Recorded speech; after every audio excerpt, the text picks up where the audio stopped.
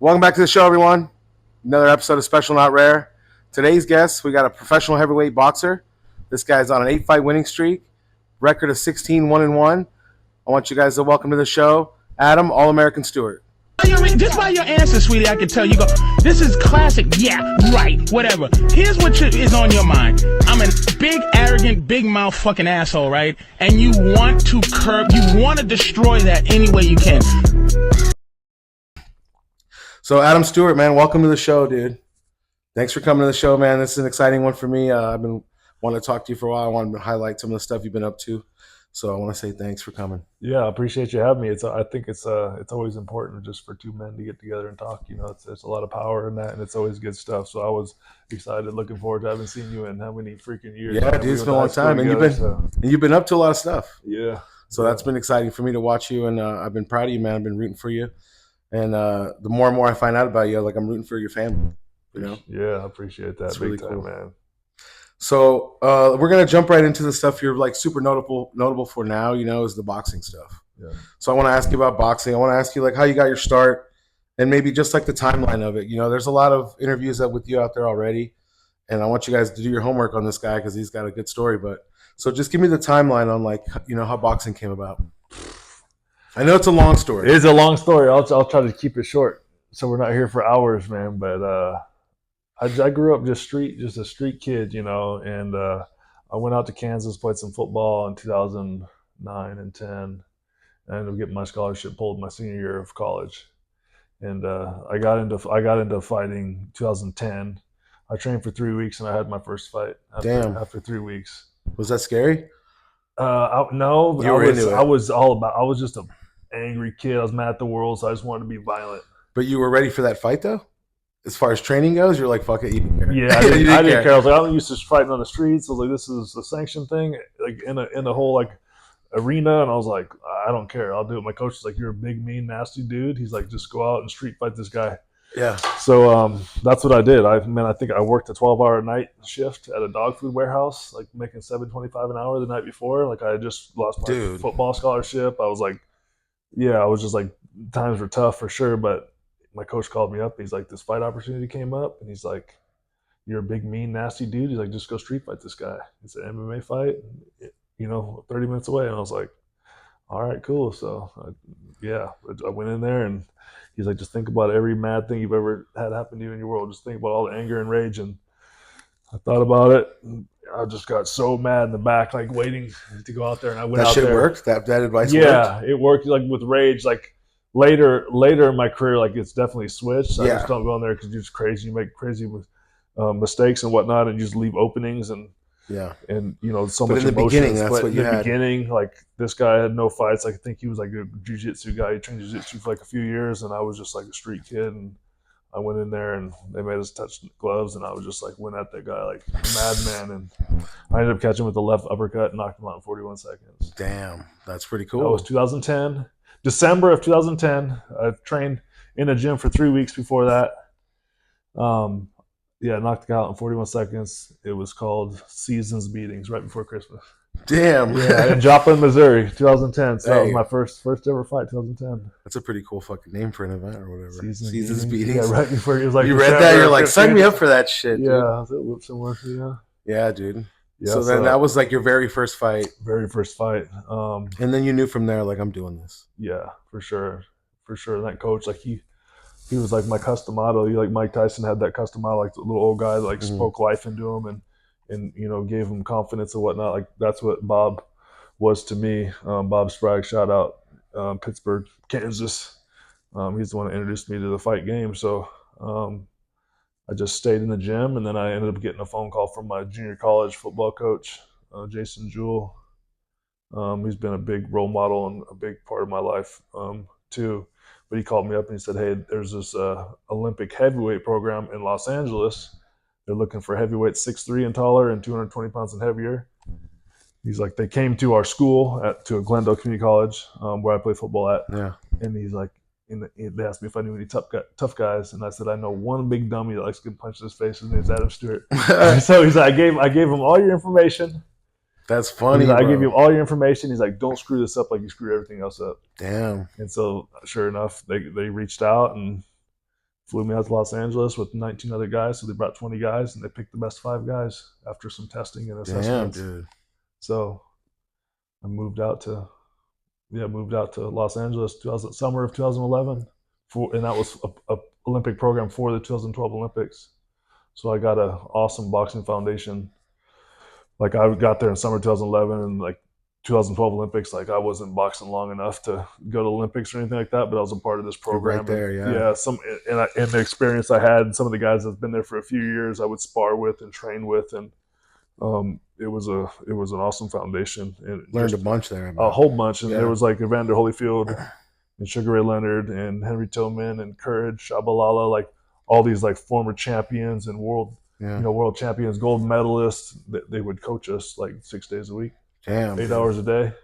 Did that kind of like during that time? Did that ever make your head spin, or were you kind of excited I was all for that? in it, baby. Yeah, I was all about it. That's awesome. I woke up and did like the same exact thing, like the routine every single day, and I was just like, "This is it. It's like make it or break it. Like this is like what I'm made for. I'm built for this kind of stuff." Yeah. So you've never been scared of hard work anyway, so it's like this is what I need to do to fucking get it cracking. For sure. Yeah, hell yeah. It did make me have a whole new respect for the fight game though, because I was such like a punk kid that I was just so violent. I'd overwhelm people like on the streets, or even like that first MMA fight, I would finish them so fast and like overwhelm people and just be so aggressive.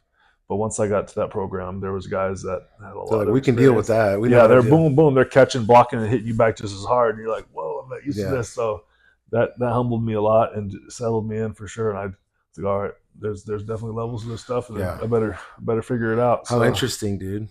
Because you can be like scary in your own way, and then you get there and you're like, they're not even worried about me. No, they've got techniques and style for all that. Yeah. Wow. Yeah. Do you remember anyone that humbled you down, or that showed you stuff back then, or the coaches for sure, and then just the Dominic Brazils, the Charles Martins, they both have fought for the heavyweight title of the world and made millions of dollars in the sport. Fucking cool. So that program, was successful, even though we didn't get a 2012 Olympian or Olympic, medalist. Yeah. They still had guys, one that won the heavyweight title, and the one that had fought, for $5 million the heavyweight versus That's Anthony Joshua. Cool. So that's so dope. Those guys were good. Dominic Brazil was such a good role model and just a good family man as well. So I really looked up to him, and we get to work around with those guys and spar with them. Charles Martin, he's done real good, and he's still in the game. So he always told me that I had a lot of potential and I would do good. And he was a few years ahead of me with experience. So definitely. That's a good feeling, right? Someone's like, hey, you can do it. Yeah, for sure. Shit's fucking hard enough without someone rooting for you. Yeah. Hell yeah, man. I did notice that in all your fights, highlights, and everything you do with the fighting thing, you're always like holding back a smile and a laugh. Like even in the documentary thing you have on YouTube, it was like the guy was trying to act all crazy and tough, and you were just laughing at him during the weigh-ins and face-offs and stuff. You're like, dude, that's the first time. Fight. Yeah, like there's no reason to act all tough. Yeah, which I liked it though. I ate it up. Like that was the first time. Like I'm a pretty respectable person. Yeah. So people usually they don't like get all crazy and blah blah blah. Like I'm a grown man. Like I'm established. Like I have security. You can tell just by what I've been through in life. But this guy was like, he was all thugged out, and he's all, I'm gonna knock your ass out, and I was watch what I do to you, people in my corner, my family, like they were concerned, like they were nervous, like this guy, like man, he's got a bunch of stab wounds and bullet wounds, and he looks all crazy, and I was like, watch what I do to people like this, because I've already been that guy. I was that guy before. That's what I was gonna say. That's now you're on the other side of it. I'm on the other side, like man, I'm already past. Like watch what I do to you. You're just all talk. Like they say the guys that are loud, you don't have to worry about. Like that was the case there. And I just ate it up. I was like, finally, someone talks crap to me, because I ate it up for sure. Yeah, that was a good one to watch too. And I just thought it was crazy. That's like, who's scarier, the guy talking shit or the guy laughing about it? I'm like, dude, Adam looks fucking terrifying. He's just like, got giggling. He's like, all right, yeah, no problem. Like, dude, that's a good way to respond to that. And I could just see you've been through enough shit in life where it's like, tough situations don't really get to you anymore. Stuff like that. At least I gotta get to you. So I saw you laughing it off. I noticed that in a lot of the fights. It's like even after you're done, it's like you're fucking having a great time up there. The high, the rush, my emotions, man, because it's such like a pent up thing, like leading up to it. Even my wife says like 2 weeks before, like it starts getting like real, like man, she's walking on eggshells type of thing. But it's changed over the years, just as I grow as a person and just learn and just try to figure that out. But but after the fight, man, I'm like the high that you get from that is there's nothing like it, man. So, and I'm just people fuel me, so I'm just like, wow, I know, give the energy right back to them, you know. Yeah. You don't let anyone down. It's like they came out to see you. You're like, watch this shit. Yeah, watch it. Yeah. Yeah. So what you went from there from that program? What was next after that? Yeah, they ended it 2012. I was one of the last guys. There was like they had thousands of people come through that program, and I was there for like a solid year. I was one of the last 5 guys standing. They let us go. They turned some of the guys pro. I wasn't ready. I only had 3 amateur fights, so I just I stayed there in California. My wife had finished up. Me and my wife had done or she was my girlfriend at the time, but she was finishing up college in Kansas, and I was like, I'm just gonna stay out here. And she ended up getting a job out there, like managing Toyota dealerships. So she shot out there. We just stayed there, and times were real tough. Like I went through a real tough phase there, not making any, like I had felonies on my record and stuff. So I couldn't find a job like to save my life for months and months and months, and I finally got one. Thanks to my Uncle Craig, that knew the owners of this company. My wife was carrying me on her back, and then I got that job. Just stayed fighting amateur, training amateur, fighting local tournaments, moving up in the ranks. And then Grinding, though. That's a grind right it there. was grinding. Worked in construction full time.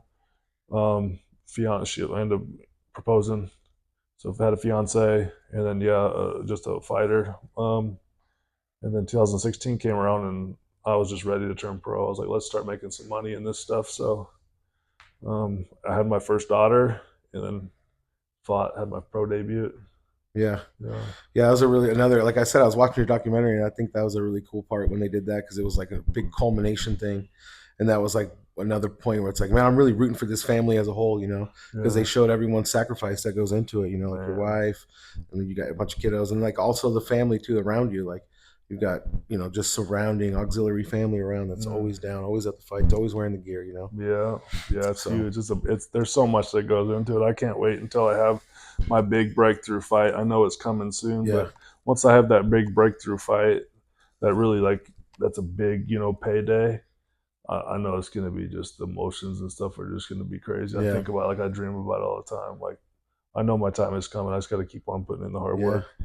Times are getting tough times are tough for sure, but it'll all pay off if you do what's right. You be honest. You be a hardworking man, a good man. My time will come. Yeah, stay super intentional with what you're trying to get after. That's like one of the themes on the show is like I bring people on that have like a clear goal and a clear intention. So it's like, man, I look up to people like that. For sure. I admire people like that, because it's like so many things try to tear you off what you're fucking trying to distract you all the time. Yeah. I had that note about boxing. What about this, dude? Now that we've caught you up with that. What about boxers you looked up to? I know in your documentary you said Muhammad Ali and stuff like that. I think you said some of that. You'd watch his videos. Yeah, his charisma and his loud mouth and stuff, and just when I was first into boxing, I was like, man, this guy.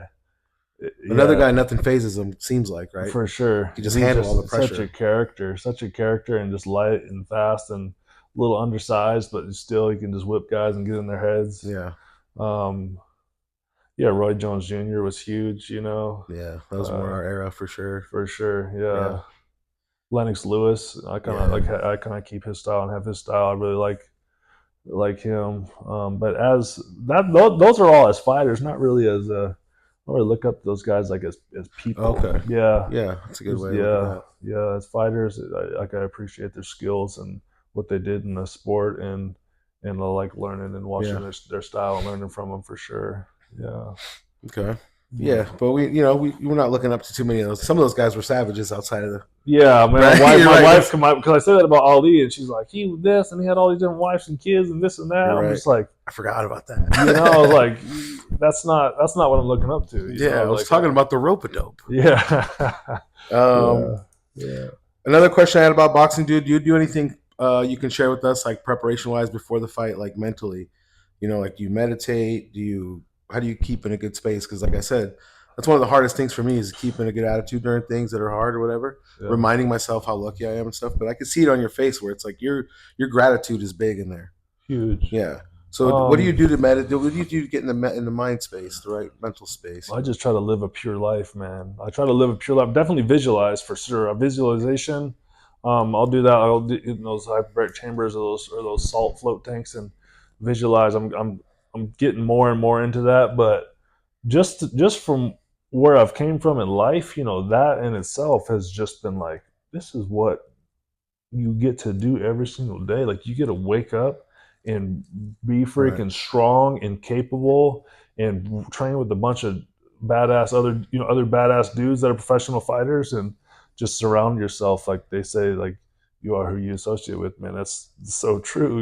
It's like just the people you surround yourself with, the guy time, and then just having a why, having this I have a incredible wife and 4 precious little kids, and a bunch of people that believe that support and believe me and get in my corner just because I think I'm probably a decent guy, and then I have a crazy backstory, so people are, in your corner, so you don't want to let anyone down. Yeah. Yeah. So that's a big one. Just keeping everyone in mind that's supporting you. For sure. That'll I do keep it for the people, man. Yeah. Like the people fuel they fuel my fire, man. You can feel they it. drive me, man. Yeah. People drive me for sure. Oh yeah. All right, man. So another thing I did this time for this episode, I had some of the viewers submit questions that they might have for Adam here in like a video format, Oh, that's so cool. Yeah. we're gonna play some videos, and then we'll get your answers, and then so you'll be watching them there, and then when I put the show up, it'll be like on the wall, cool. for the viewers. Oh, cool. Nice. So yeah, man. Here's the section for the videos. I think first up is my boy Angel. I think his Instagram handle's @whoorderedpizza. So I'm gonna tag him in that too. But let's see what he had to ask you. Hey, what up, Adam? What up, champ? Hey, man, I got 2 questions for you, bro. One, what was your biggest challenge and coming up in boxing, and how did you overcome that challenge? Second, can you guess who the first world champ out of AZ is, out of Phoenix, at the top of your head? I'll give you a hint. He went to Willie B's boxing gym. So first part of that question was, what was your biggest challenge in boxing, I guess? So what kind of things did you run into in boxing that were like the hardest? Because you already loved fighting. Was it maybe keeping your composure during fighting? Balancing it with the family life, man. Really? Yeah, balancing. I still haven't figured it out, but juggling. It was construction worker, 4 kids, wife, and in boxing, I gave up the job just a couple of years ago.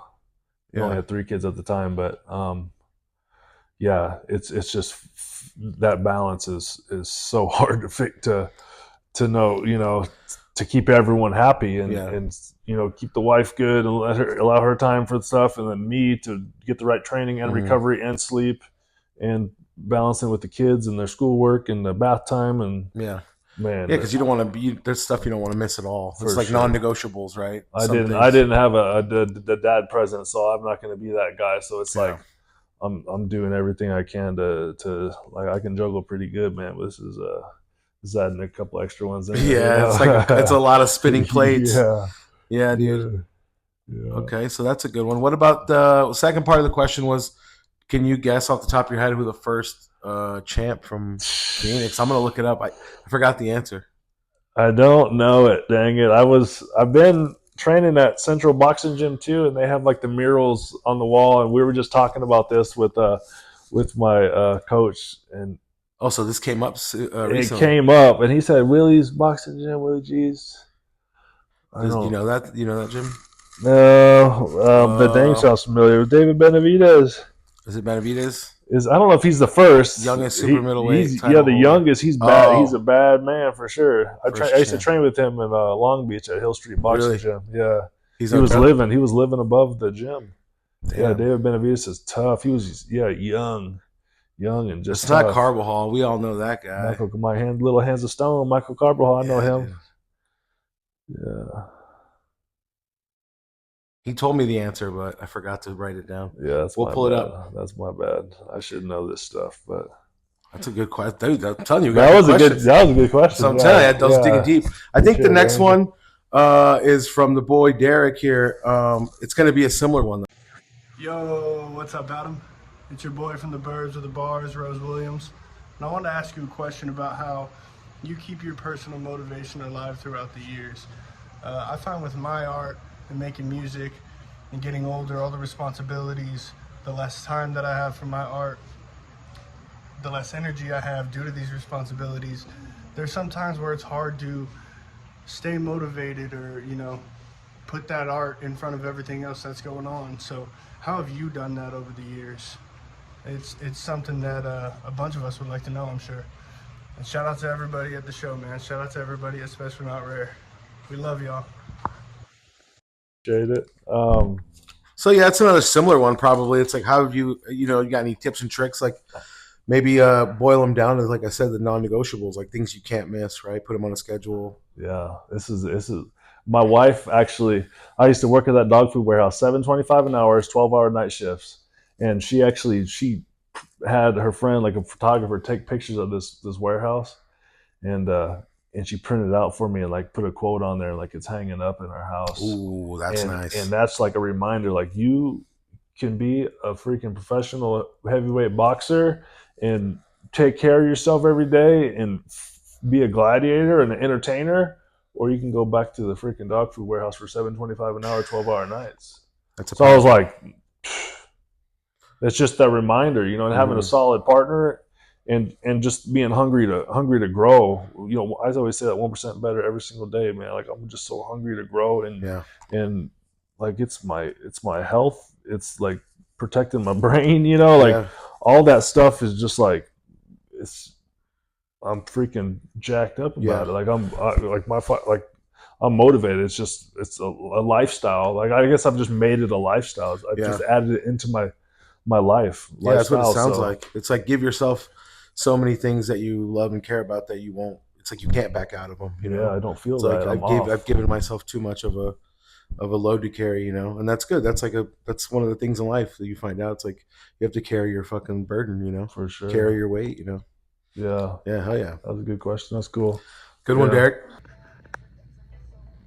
Hello, my name is Lily, and my question is, as a family man, would you allow your children to pursue boxing? Ooh, that's a good one. Shout out. That's Lily. That's Lily Arunga. That's my sister. I get these questions all the time, man. I'm just like, I teach them. Yeah. I have 4. So I have 2 girls and then 2 little boys. So you've got plenty of options. They all might like it. They all might hate it. They can. All of them can. They already do. Like I have them. Like I teach them how to throw the punches.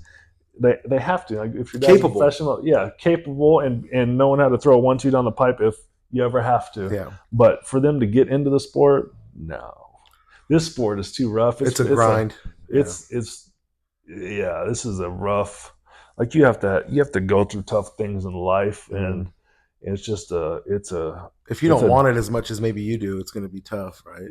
Yeah, because they don't like. Imagine having to fight a guy that wants it as bad as you, for sure. And now you're kind of just as a hobbyist, you know. Yeah, it's like, you'll learn real quick, but no, it's too hard. It's too hard of a.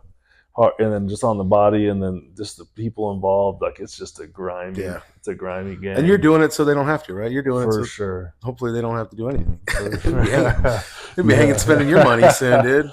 Yeah, buying fucking iPads. Yeah. All right, what else they got? Oh, this is Cody Neary. This guy's been on the show. He's a stand-up comedian. He's funny. Nice. Hello, Mr. Stewart and Mr. Mario. Shout out Special Not Rare.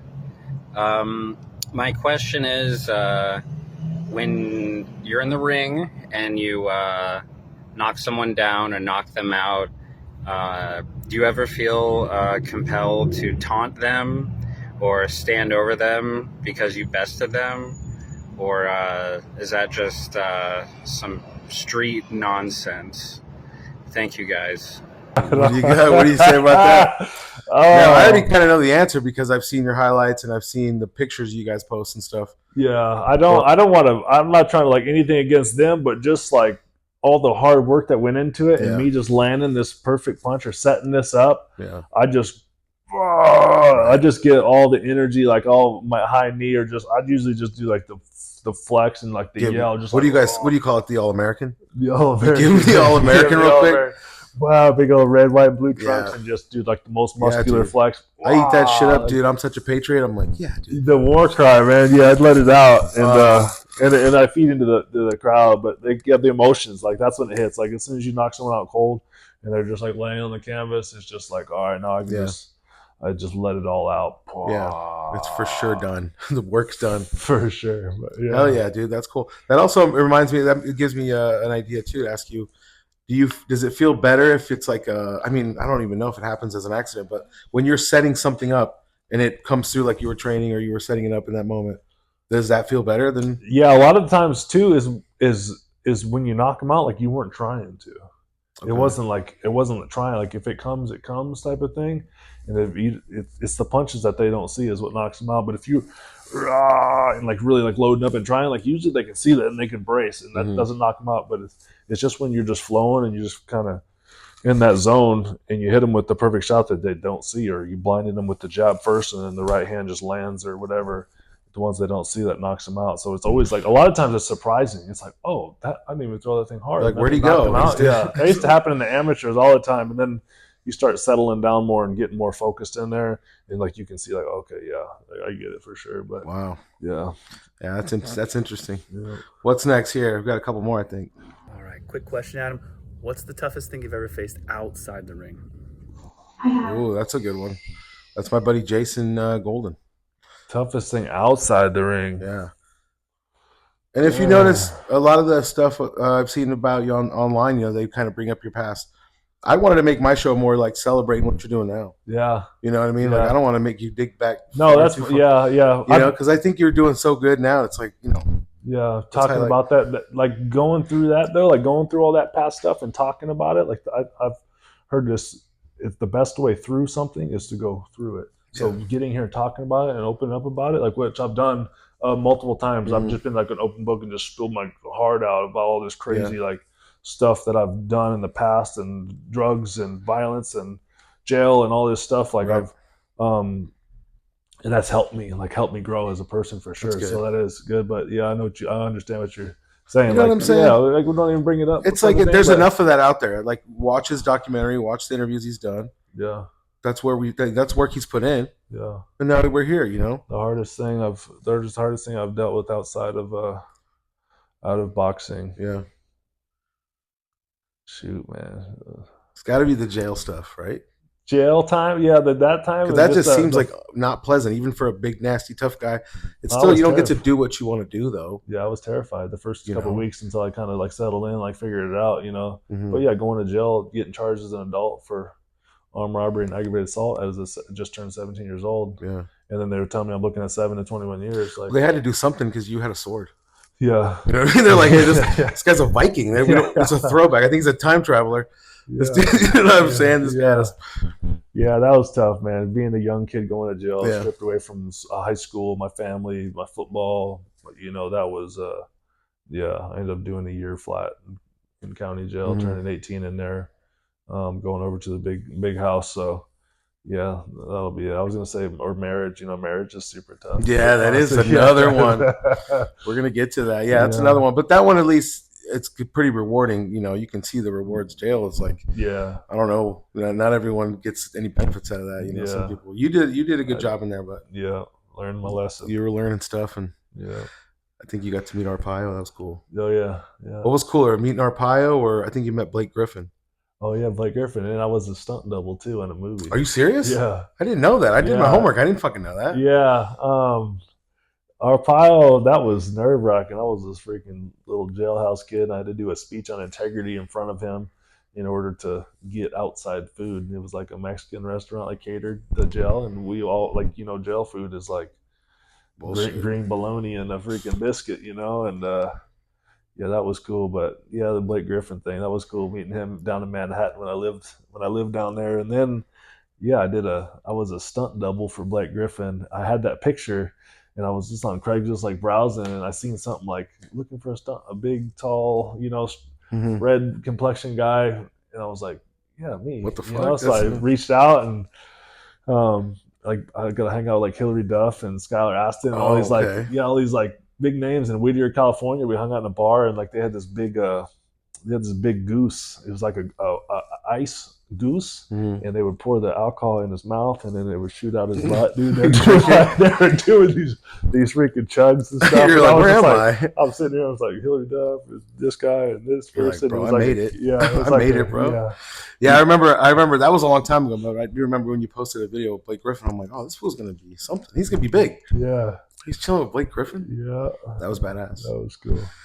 All right, let's see what we got. We got another question from I think this is Madison Cooley. Yeah, Madison Cooley. She was on the show. She's like my celebrity gossip anchor. You know, I call her when shit goes down. I have 2 questions. So if you were to get into a fight with Diddy, who do you think would win? And how much money would it take for you to let Diddy win? And then my second question, I guess I just have like 5 questions. My second question, what is your favorite cheat meal? And then what's your favorite thing to eat when you're cutting and when you're bulking? Dang. It's a lot of questions, Madison. Yeah. So P. Diddy, I'd knock him out with a stiff jab. Boom. Easy. One punch. Yeah, just a stiff jab. Just step off that back foot. Boom. Just joust him. Look how he snapped it, too. Yeah, you got to turn it over. Pro it's boxer like the shit. extra length, and then you're protected different. there. Yeah. Watch that. Yeah, P. Diddy, easy money. You wouldn't take a dive with P. Diddy, though? If they cut you a check, you taking a dive? Yeah, of course. Come on. Bring the money over. Yeah. Give me $500,000. Don't take it. I'll drop. I'll lay down. That's hilarious. What about cheat meals? What kind of diet? You probably have a strict diet. Yeah, it's just a lifestyle. Like I said, lifestyle. Just eat clean, 85% of the time for sure. Mm. I don't cut weight because I'm a heavyweight. Oh, yeah. So I always say, like, I can eat a cheeseburger on the scale, and all the lighter weights are like, bruh. That's brutal. Yeah, I eat clean, 85% of the time for sure. But let's see here. What do I really like? In-N-Out Burger is like go to, That's go fucking to good, In-N-Out dude. Burger or some kind of Chinese buffet. There's like this Lim's Chinese buffet that the whole family like ate growing up. So we'll go over there and just stack a big old to-go thing. I'm like that too, dude. I Yeah. love Chinese buffet, dude. Yeah. I like May Garden. You ever been to May Garden? No. It's like 59th Avenue in Indian School. Okay. They know me by name in there. Dang. They're like, where you been? If I miss a week into it, where you been, dude? Sorry. I didn't know I was keeping the lights on in there. Yeah. All right, we got our last question. This is my boy Roger Ramos. He's been on the show too. This guy's really funny. I like this guy. All right, I got my question. This is Roger. If you could fight anyone ever, dead or alive, money's not an issue, who would it be and why? Ooh. All right. Fight anyone ever. And you're gonna get a fat check or whatever, or you got whatever. I don't know why he included the money thing. Dead or alive, it's like we got a time machine. Of course, money's not an object. Dang. Dang. I suck at these kind of questions, man. It's because you're a nice guy. You're not thinking of like, who could I beat up? It's Yeah, like, I have buddies like that. They're super alpha, like everyone. I'm gonna smash everyone, Yeah. but I'm just like You're all realistic. You're like, shit, I don't know. How many days I got to prepare?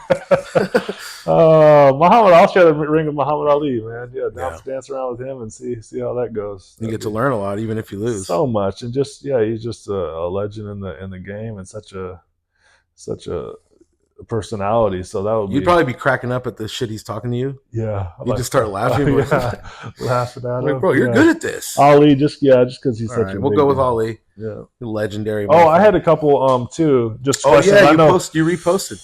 Yeah, I reposted it. So, what fuels your fire? Yeah, I kind of got it. I said that the people, military, kids fighting for their lives, like cancer, kind of disease and stuff like that kind of stuff, fuels me. Like that's what keeps that fire burning hot, and that's what drives me. Like I think about I might start getting whatever, feeling like a sissy or whatever, leading up to a fight because the nerves are all crazy or whatever, and then I'm like, there's men and women overseas fighting for our freedom, you know, or there's a little kid fighting for his life, and you know, a 6-year-old and fighting cancer or something like that. So I'm like, stop being a sissy and just, you know, entertaining people and fight.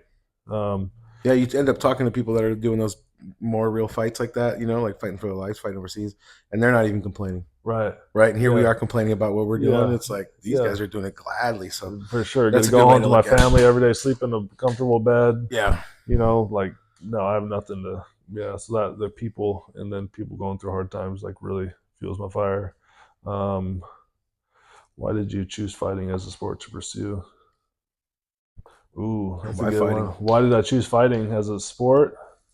If it chose me, I was just a street kid, man. Just like this street kid that grew up being violent, and it honestly did choose me. Like, I got kicked off the football team for fighting. And then I was like walking through this DMV, and this guy looked at me, and he was just like, he was staring at me, and I was like, "What are you looking at?" type of thing. And he's like, "I look for you redheads.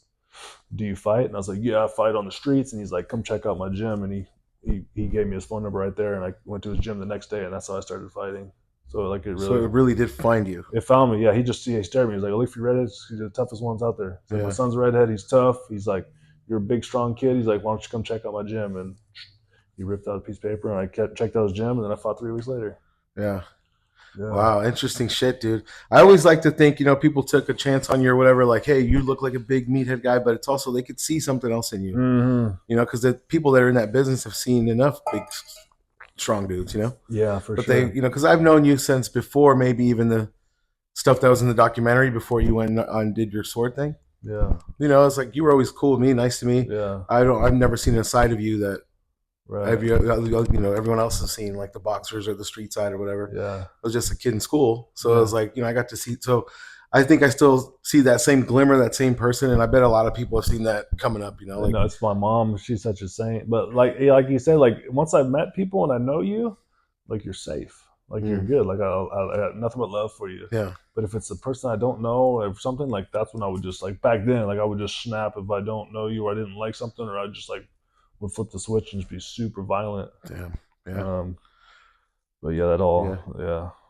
Yeah, I'm here to verify that some of those. Yeah, this guy was different back in the day, but until now, it's like he's just sitting here chilling with us. Yeah, but I was saying is my mom though. My mom is your mom. Sweetest. She's just the sweetest lady, and I have that side of her, and then I have like just this like crazy Viking warrior side to me too. But so I think, like you said, the people will see that like this guy's just a genuine, nice, like humble guy that likes people. Yeah, and it's almost like you treat people in situations accordingly. Like you want to fuck around, you want violence, you can have some. Right. If we're just being cool, family time, Thanksgiving, you know what I mean? You'll cut the turkey. Yeah. It's like you're just trying to do the situation right. That's right. You know what I mean? Like you said, you're just trying to be righteous or whatever. So. Good way to put it, man. Yeah. Do you want to shout out any of your family before we get to your like immediate family, wife and kids, like your brothers and stuff? I know my brother had his baby yesterday.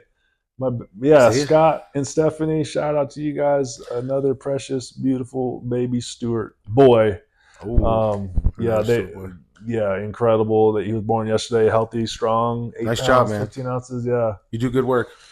Big worm. That's cool. I know he was a big part of your story too, and it's like I said, back in the day, you guys were kind of a duo for sure. The Bash brothers. Yeah, walking around school, it's like, oh, look at those guys. 2 big reds. Yeah, he'd have to back me up. I'd getting into them always getting into trouble, and he'd have to come. Oh, really? Me out. Oh, yeah. So he was the more chill one. Yeah, he would get down for sure, but he wasn't starting the shit. No, I was starting it.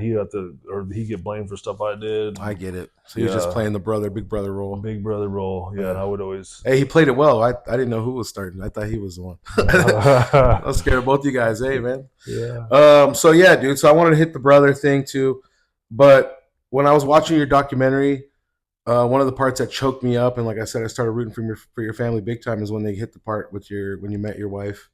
How you guys met, the way she described you, I thought was really cool and sweet. Yeah. You know, like, oh, he looked different from everyone else. And then she described you, and it's like, he looks like everyone from where I'm from, like everyone from Phoenix. You know, it's like, it's just a regular guy from here. Yeah. So I thought that was really cool. So talk to me about your marriage, man. How's that been?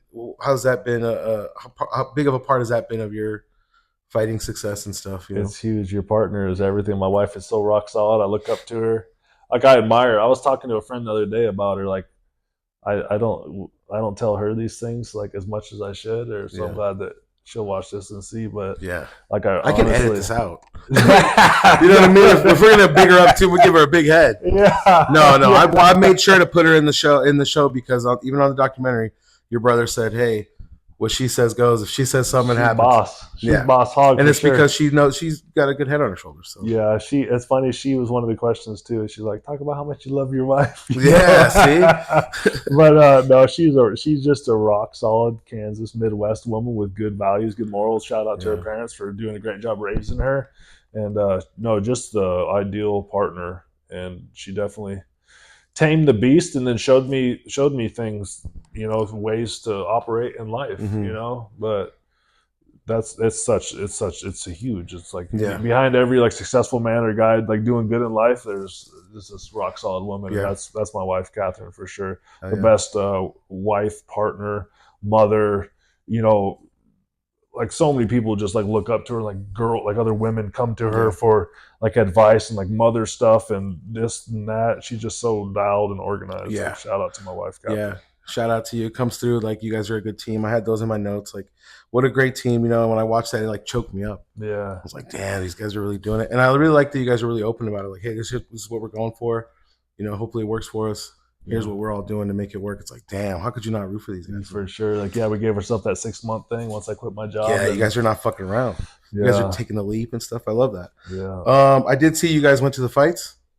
The Canelo. Yeah. Yeah. I seen you guys put up like a little video like you were driving and all that. Tell me about that. Was that fun? Oh, that was huge. Like, me and my wife, like, we have all these kids, like, so getting our kids watched, like, that doesn't happen. Like, when you have 4 kids. So conquer and divide. Like, best friend took 2 of the kids, and then best friend's mom took the other 2 kids, and we shot out to Vegas. Just this last Saturday morning, we got to Lake Mead. We hit a little hike together. So that was, stretch your legs, hike. With you guys are both into that. That's exercise and lifestyle, right? And then we got to the hotel. We stayed at the what's the pyramid one? The Luxor. Luxor, yeah, Luxor, and cool little room. And she got to have fun and not have no kids pulling on her leg or whatever. And got to get dressed. And I went and got her a little just coffee and. Even the little things like that with the kids, the little like, things. That's what she was like. She got to be all prettied up, and she got her new boots and blah blah blah. And we walked right over to the venue. The Canelo, the big cheese of boxing. Yeah. Big queso.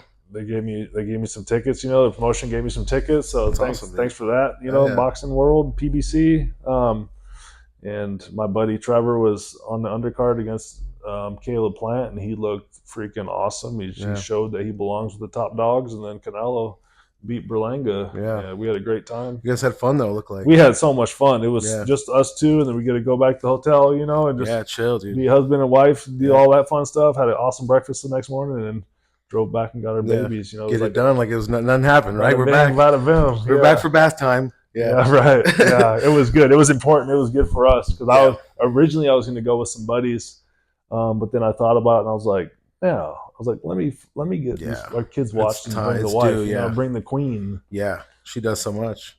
Yeah, man. So that leads me into the kids, dude. I wanted to bring this up because being a dad is a topic we have on the show a lot. People have asked me, what's it like having kids? I ask other good dads come on the show. I want to make it a big point to ask the dads how they're feeling, how they're doing, what they think, because it feels almost like in the regular world, if you bring it up, if you go, hey, here's what it's like to be a dad, they'll just be like, well, moms are, and it's like, I know I'm not taking anything away from moms. Right. I just sometimes would like to get it out and talk and be like, this is what I'm going through, with someone else that can understand. Yeah. So I want to give you props on being a dad, a fun dad. Looks like you're one of those dads that's fun and do a backflip and shit off stuff, right? It's like this guy, you've got enough energy to keep up with the kids, right? Being capable and stuff. I really enjoy watching that. And I think I seen someone say, I think your wife said that you're really an interested dad. You're interested in what the kids are. Yeah, my mom. She said, your mom said that. Yeah, she's like, he's so interested in everything. I just want to learn and grow with them. And yeah, I'm like still a kid, So when I see my kids learning these new things or like these little light bulbs go off in their head, I'm just like, yes, you know, let me fuel that a little bit, or let me make you brave and teach you things. You know, that's you can't even explain, you know, being a parent and that. I had a little, not argument, but like a little thing back and forth with someone online. They're like, they were saying, you know, regular people are just as tired as parents. I'm sick of hearing parents say that they're more tired than regular people. I'm like, I know you don't have a kid, so you can't get it, but it's like when you're doing everything for someone else, you know, a little innocent person that's, you know, they didn't even ask to be here. They're just looking at you for guidance, and you're doing everything for them. And it's like, you put yourself last a lot of times, and like, you don't know what it's like to be that tired, you know? Yeah. And they were trying to argue back and forth, but it's no, they're crazy. Me and my wife sit back and we're like, what did we do before we had kids? Like, what and you think you were like, why wasn't I rich and well rested? And you know what I mean? Why didn't I have everything? It's like, no, I was fucking around. Oh man, no, it's the most incredible, rewarding thing in the world, and I like to just action over words, you know. But I guess I'm a fun dad. Like, I have energy. It's like my lifestyle. It's just to be like that. But I show them how to shoot the bows and arrows and how to do the boxing and ride dirt bikes and flip off cliffs. And, so cool, dude. You know, like, just be there for, like, I didn't have someone for me, so I'm gonna be there for them, and I'm gonna go above and beyond and just be that fun guy. And then my wife's there to freaking crack the whip because she's Miss Stern. And that's kind of, I'll let you be the bad guy. That's cool. That's nice. That's nice. We're a good team. Like, we're so opposite, and so we both bring, you know, all this good stuff to the table. But these kids are precious, man. Yeah, like you said, rewarding though. It's one of the very few things where it might take up all your day and time, but you're gonna get something good out of it. You know, you're gonna get what you put out of it. Do you get protective over your kids? You know, us regular dads are like, I'm ready to fucking throw it all away over my kids. You know, somebody fucking breaks in, I'm ready to trip on someone. So I can't even imagine being so capable and knowing like you can rip someone's head off or whatever. You know, you trained. Yeah. Do you ever have to like kind of chill on that? Like, if you're out and about, because you're not a regular dad, you know? Yeah. No, just because we're not easy targets. Like if you're an easy target, if you're like if you're like weak at all, like, people may come and do things that will make you that way. But like, who's gonna come up to me, 6'6", 240 pound, like, look like I do, and then my wife is 6 foot tall. Like, we're just head on swivel alert. Like, and the kids are organized. They're walking in a triangle. The kids are organized. To the 90-degree rig of turn. So you move like a good unit. For sure. So it's like, we're not, and I even think about, like, I think about that. Of course, I'm always ready, like, alert and alive, like, stay alert, stay alive type of thing. But I'm like, we're not an easy target, like, the odds of that. But of course, we are ready and like prepared for it all. And like, I'll twist someone's head off like that for sure, or just crush their jaw, you know, through their freaking forehead. But like, people always think of, oh, you're the big guy. People test you all the time. Like, not me. Like, not this big guy. You know, like, they don't test me. Like, I must have a look or something about it or whatever. But I'm just like, I wish, you know, if I would, you know, type of thing. But it's probably because you're big but not sloppy. For sure. You know, you see a big sloppy dude, you're like, I don't know about this guy. You kind of try him. You want to try him. Not this fucking dude. Yeah. All right, that's a good one. But you are teaching them boxing. I was going to ask you that. You're teaching them a little bit. Yeah, I teach them the boxing, the outdoor stuff, swimming. All of our kids are right at 18 months. They're swimming. Like, so too many kids drown. It's a safety one, yeah. Too many kids drown. I have too many firefighter buddies that are pulling kids out and stuff like that. So, workout, like push-ups, like they earn like everything. Like, if you want to watch TV and I don't feel like you watched enough, or if you've had a lot, 50 push-ups, like, you're gonna earn it type of thing. Or you want to eat some sweet or candy like that, like, okay. And then I always get on the ground with them, like, all right, like today I think it was like a body armor or something like that, and I was like, no, I didn't really feel like giving it to you. So I was like 20 push-ups, 30 squats, you know. And then so like, wham, they get on the ground, and I get on the ground and do it with them, like, let's just be strong. I think that stuff is always cool and fun. But always teaching my kids things, and I always put them up like on high things just to make them brave too. Like, we have this, like, I don't know, this tall ledge like in our house that you like, and I have all the kids walk on it like at a real young age, and then have them jump off the end, or like set them up on top of my truck and have them jump off, just like keep them brave, comfortable with your body too, right? Like, flip and cartwheels and I'll do all that stuff too, Yeah. and just like show them like what you're capable of. You know. Yeah, because it's like even like it's like learning how to fall kind of thing. Like Right. skaters, Boom. yeah, they just skaters, know how to biker. like disperse their energy, and it's like because they're comfortable enough with it, they're not scared and freezing up. Yeah, So that's smart, dude. That's a good one. Yeah, I know that they're gonna have the advantage, you know, just for me being strong and capable and a professional athlete. Like I want to pass that stuff on, and it's just setting them up for their future. Yeah. One of the last questions I have for you, man. What has changed you? What would you say has changed you more, boxing or having children? You know, it seems like two big things in your life where it's like you're gonna do everything to get it done. You know, it's like the big passions in your life. But I was thinking about that too. It's like boxing changed your life in a positive way, and so did kids. You know. Yeah, for sure. They might be 1 and 2. It was it was like they just fed into each other. It all just like I don't know. I picked my cards right, and just how they led into each other, and then just me as a man wanting to grow and be better every single day. Because the boxing did like to a certain point, and then the kids was just like just a whole like eye opener. Like holy smokes. Yeah. Yeah, kids. Kids wins every time. Kids, huh? yeah, kids. Those kids, you'll view the whole world differently after you have them. You know, like it's such a game changer, and it gives you so much purpose, man. Yeah. It's kids aren't for everyone, you know, but but you'll never regret them no matter what. That's the other bummer. It's like I used to tell people like have kids, man, it'll change you, but it's like looking at people like not you. And never mind on this. I don't have fun kids. But yeah, I'm really glad you're out there breaking the cycle, man. Someone else said that on one of your interviews, but I want to give you another tip of the hat and shout out that you're breaking a lot of cycles that I've heard you could have just fell right into. For sure, we have to though. We owe it to ourselves. We owe it to our family. We owe it to the world, just to be a good example, a good role model, man. Like someone's got to do it. Like choose the hard road. Like this is hard. Like the easy thing with me to do is to go to the drugs and stay in prison and be super violent. But this is the hard path, which I'm completely fine with, and hopefully that I can help people along the way and raise some good kids and be a good dad and husband and role model.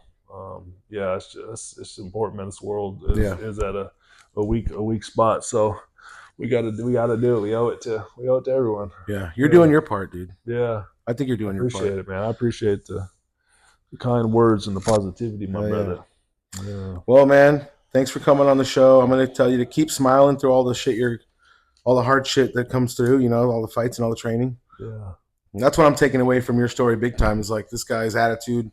This guy's spirit is not broken at all. Right. Not even. It doesn't even look like a chink in the armor of the spirit. You know what I mean? Yeah. So I really appreciate that, man. That's going to keep me going too. So right on, man. Good. Yeah, I get drive from everyone too, so I'm glad. Just the littlest things, you know, just the whatever things, people's stories, people, you know, is what fuels my fire and keeps me going. Oh yeah. Yeah, right on, brother. Appreciate it, man. Appreciate it, man. Thanks a lot. Hopefully you're down to come back. Oh yeah, definitely. Hell yeah, man. Thanks. Sweet. Thanks for watching the show, guys. See ya.